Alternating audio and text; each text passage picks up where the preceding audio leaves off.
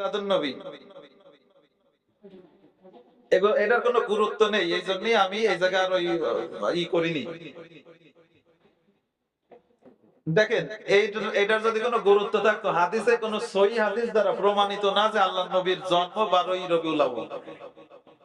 কেউ কেউ বলেন যে 6 তারিখ, রবিউল আউয়াল মাসের 6 তারিখে আল্লাহ নবীর জন্ম, কেউ বলেন 8 তারিখে, কেউ বলেন 10 তারিখ, কেউ বলেন 12 তারিখ, কেউ বলেন 14 তারিখ, কেউ বলেন 16 তারিখ।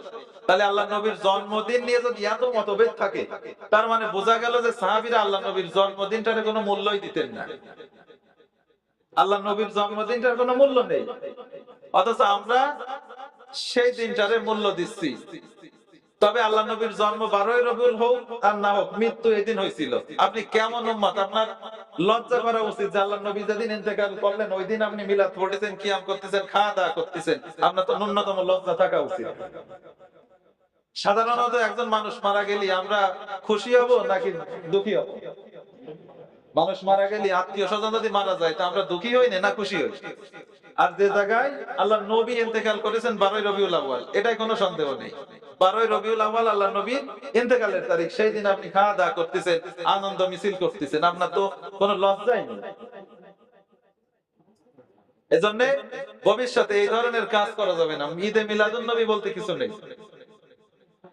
এইগুলো হচ্ছে ভণ্ডরা আবিষ্কার করেছে। আল্লাহ নবী মারা গেছে কতদিন বলেন তো?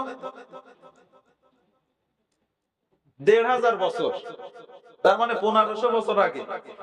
আর এই জশ্নে জুলুস অথবা এই মিলাদ কি আমি উঠেছে 51 বছর। এই বছর দেখলাম যে 51তম ঈদে মিলাদুন নবী। তাহলে 51 বছর এইটা উঠিছে। তাহলে এর আগে আল্লাহ নবীর সাহাবীরা, তাবেঈনরা, তারা এটা করতে পারেননি।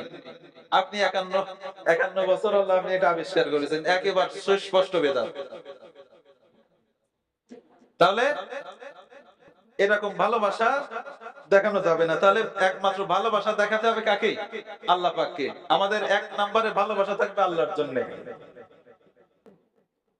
2 নম্বরে থাকবে আল্লাহর নবীর জন্য। 1 নম্বরে আল্লাহর জন্য ভালোবাসা থাকবে, 2 নম্বরে থাকবে আল্লাহর নবীর জন্য, এরপরে বাবা মা, তারপরে আপনার অন্যান্য যারা আছে।